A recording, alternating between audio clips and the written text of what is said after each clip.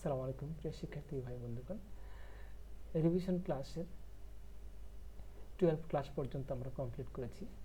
আজ আমরা revision class 13 start করতে যাচ্ছি। 13 রয়েছে লেসন 5। লেসন 5 এ আমরা দেখতে পাচ্ছি মোড রয়েছে।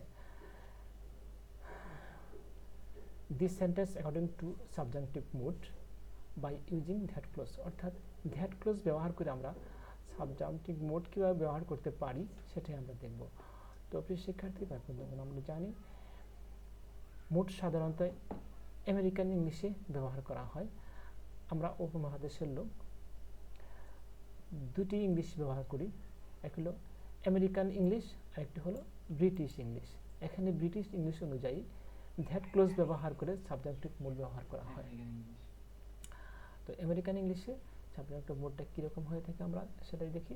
তো শুরুতে আমরা ডেফিনেশন জেনে নিই। In English grammar, mood represents the intention of the speaker or writer. In a sentence, it denotes if the stated sentence is a request, order, suggestion, fact or something imaginary.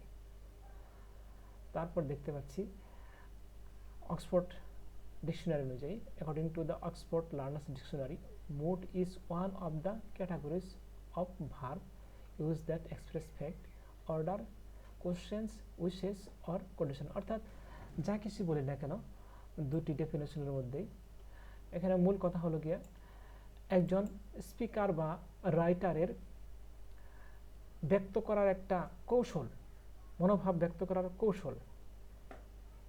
মনোভাব ব্যক্ত করে সে কীভাবে নাউনের মাধ্যমে মনোভাব ব্যক্ত করে, মনোভাব ব্যক্ত করে আপনার অ্যাডজেক্টিভের মাধ্যমে, মনোভাব ব্যক্ত করে আপনার নাউনের মাধ্যমে। প্রথমে নাউন বলেছিলাম, প্রথমে হবে ভার্ব। এই নাউনের মাধ্যমে মনোভাব ব্যক্ত করে, অ্যাডজেক্টিভের মাধ্যমে মনোভাব ব্যক্ত করে, ভার্বের মাধ্যমে একজন লেখক বা একজন বক্তা মনোভাব প্রকাশ করে থাকে। তো সেটা আমেরিকান ইংলিশে ব্যক্ত করা হয় দ্যাট ক্লোজ ব্যবহার করে।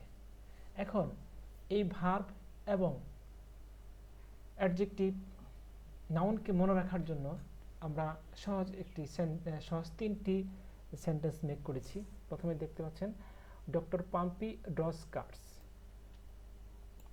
যেখানে সাবজাংটিভ মোডের প্রায় সকলগুলা ভার্ব পাবেন। আর এখানে এক একটি লেটার এক একটি মিন করেছে, এখানে এক একটি ওয়ার্ড মিন করেছে। তো এখানে এই আর এখানে যে মিন করেছে ভার্বের বেলায় এসে, নাউনের বেলায় গিয়ে সেটা হয়তো অন্য কিছু মিন করেছে। পি এখানে যেটা মিন করেছে নাউনের কালে গিয়ে সেটা তো অন্য কিছু মিন করেছে। এস এখানে যে মিন করেছে অ্যাডজেক্টিভ বা নাউনের আওতায় গিয়ে সেটা অন্য কিছু মিন করেছে। তো প্রিয় শিক্ষার্থী বন্ধুরা, তবে যাই হোক, কোনো রকমের মনে রাখার জন্য, অর্থাৎ মন্দের ভালো যেটা আর কি, মনে রাখার জন্য কোনো রকম একটা কৌশল করেছি আমরা, সেটা যদি ফলো করেন আশা করি আপনাদের কিছুটা হলে সফল আসবে। তো ভার্ব মুড কীভাবে মনে রাখতে পারি? ডক্টর পাম্পি ড্রস কার্স, ডক্টর পাম্পি গাড়িগুলো আর্ট করে। এই সেন্টেন্সটি মনে রাখলেই আমরা ভার্ব মুড মনে রাখতে পারবো। D equal demand, doubt, D এখানে একাধিক ওয়ার্ড মিন করেছে। R equal require, request, regret, এখানে তিনটি ওয়ার্ড মিন করেছে। তারপর P equal propose, prefer mean করেছে। ইউ ইকুয়াল আর্জ মিন করেছে। এম ইকুয়াল মুভ মিন করেছে। আই ইকুয়াল ইনসিস্ট মিন করেছে। A equal advise, ask mean করেছে। W equal wish. S equal stipulate, suggest. C equal command, অর্থাৎ doctor পাম্পি ডস car. এই কথাটি মনে রাখলেই ভার্বের সকল ওয়ার্ড মনে রাখতে পারবেন। তো আবার দেখি অ্যাডজেক্টিভ মুডটা কিভাবে মনে রাখতে পারি। Adjective moods in subjective mood. তো you can remember adjective in subjective mood following this sentence. M paneer is pure. মনে করুন পনির বাংলায় বলে ঘি, এই ঘিটা আপনার লগে একটা মার থাকে এম, মনে মনে ধরেন একটা একটা বিশেষণ, হ্যাঁ, এম পনির ইজ পিওর, এটা একটা পিওর ঘি, হ্যাঁ, এম পনির ইজ পিওর ঘি। এই সেন্টেন্সের মাধ্যমে আমরা অ্যাডজেক্টিভ মুড ব্যবহার করতে পারি, মনে রাখতে পারি। তো এখানে একটা জিনিস খেয়াল করবেন, অ্যাডজেক্টিভ মুড কিন্তু এখানে একটি দোষ গুণের কথা বলা হচ্ছে। এই সেন্টেন্সটির মাধ্যমে কিন্তু একটা দোষ গুণ প্রকাশ পেয়েছে একটা বিষয়ের। আর উপরের ভার্বের কিন্তু ডক্টর পাম্পি ড্রস এ কার্স, ভার্ব মানে কোনো কিছু কাজ, এখানে কিন্তু এই সেন্টেন্সটি দ্বারাও কিন্তু একটা কাজ প্রকাশ করছে। এটা একটা ভালো দিক। এক একটা সেন্টেন্স যেরকম ওয়ার্ড মিন করবে সেই ওয়ার্ডগুলোর সমন্বয়ে একটা সেন্টেন্স তৈরি হয়েছে। ওয়ার্ডগুলির এক একটা ওয়ার্ড নিয়ে, এক একটা লেটার নিয়ে, সেই সেন্টেন্স দ্বারাও কিন্তু এই অ্যাডজেক্টিভ মুড যেরকম প্রকাশ করেছে সেরকম ভার্ব মুডও প্রকাশ করেছে। এখানে দেখি, তো আরেকটা দেখি রিপন্স পার্টস, এটা নাউন।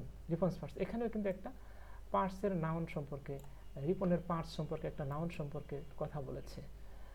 তো সেন্টেন্সটা যেভাবে মেক করেছে, যেভাবে অর্থ মিন করছে, সেভাবে কিন্তু আপনার লোককে এই মুডের সমষ্টিগত ভাব প্রকাশ করেছে। দেখ, M paneer is pure, M পনিরে এমতে বোঝানো হচ্ছে mandatory, P equal proposed preferable, O equal obligatory, N equal necessary, I equal important,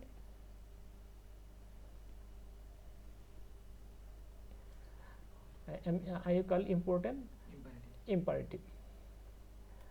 So R equal recommended, requested, S equal suggested, U equal urgent, E equal essential.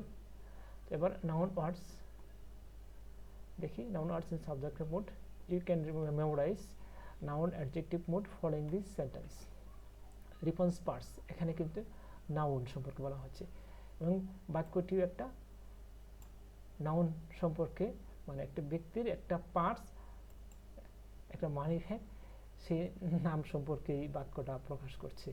তো আবার এক একটা লেটারও এক একটা ওয়ার্ড মিন করছে। দেখি, ডিতে ডিমান্ড, আরতে রিকোয়েস্ট, রিকমেন্ডেশন, রিকোয়ারমেন্ট, আইতে ইনসিস্টেন্স, পিতে প্রপোজাল, প্রিফারেন্স,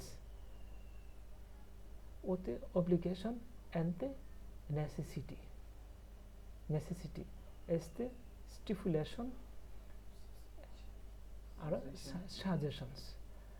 তো আমরা দেখলাম মনে রাখার কৌশলগুলো জানলাম, এখন আসল জায়গায় আসি।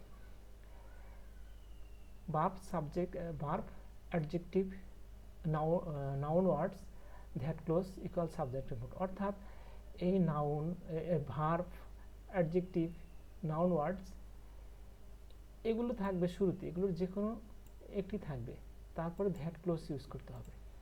দ্যাট ক্লোজ ইউজ করলে আমরা সাবজেক্টিভ মুড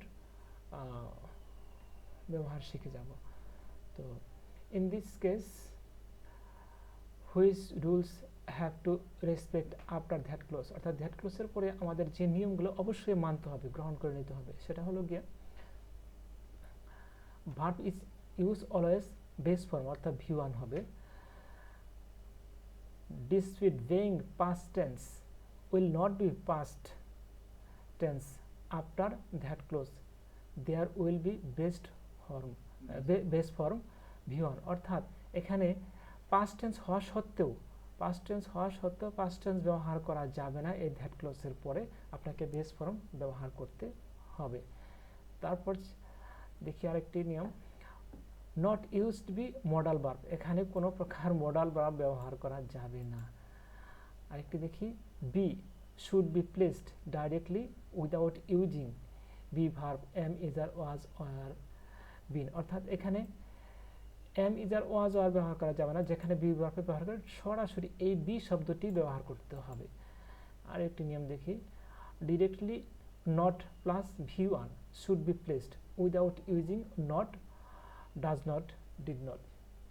তো এখানে মানে does not, do not, does not ব্যবহার করা যাবে না, directly not plus V one ব্যবহার করতে হবে। প্রিয় শিক্ষার্থী বন্ধুরা, আজ এ পর্যন্তই।